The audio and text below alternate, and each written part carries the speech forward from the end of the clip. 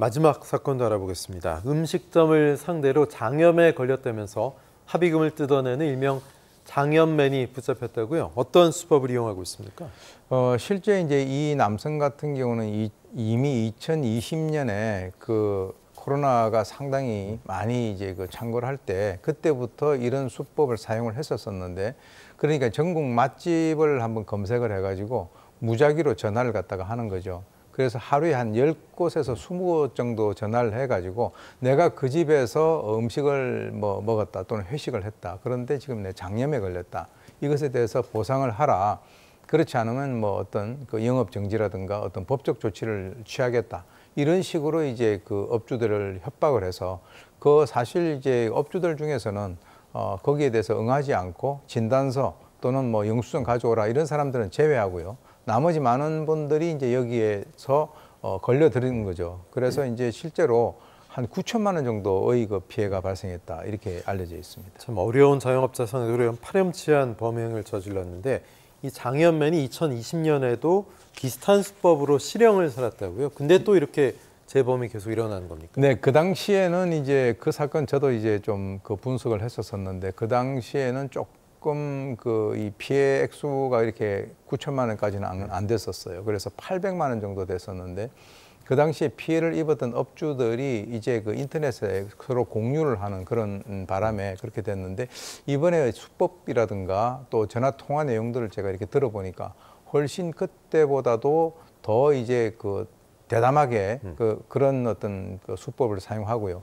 그 일로 이미 2020년 그 당시에 어떤 범행으로 실형을 갖다가 선고받고 1년 실형을 살고 나온 지 지금 이제 한 2-3달 정도밖에 되지 않는 상태에서 범행을 한 것이죠. 이 시민은 실형을 살고 나왔지만 800만 원에서 이제 9천만 원으로 범행 액수가 더 커진 거잖아요. 본인 나름대로는 이 수법에 대한 나름의 확신이 있었던 것 같네요. 어떻게 보십니까? 예, 그렇습니다. 그 이유는 지금 이제 그 자영업자들을 중심으로 해가지고 그 사람들을 대상으로 한 범죄들, 소위 얘기해서 먹튀라든지 또는 이런 것도 있지 않습니까? 그 집에서 배달 음식을 시켜 먹고 거기다 머리카락 같은 걸 이물질 넣어놓고 사진 찍었고 반납하면서 좀 먹고 돈은 다시 가져가는 거.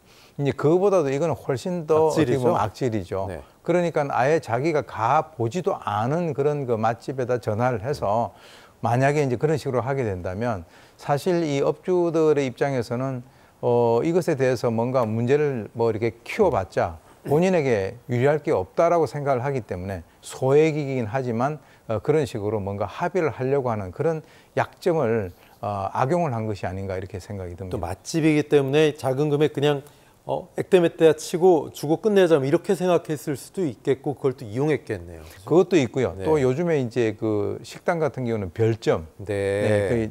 예를 들어서 여기는 별점이 5개인데 별점 1점을 주고 아주 악평을 하게 되면 매상고가 확 떨어진다 그래요. 별점 테러라 그러죠. 예, 별점 테러죠. 네, 그렇군요.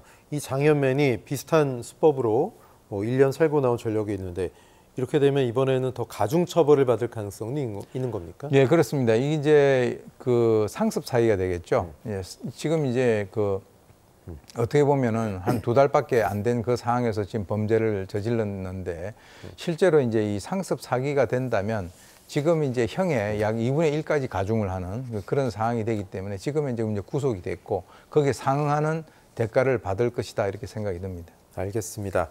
말씀 여기까지 듣겠습니다. 우윤성 교수님 고맙습니다.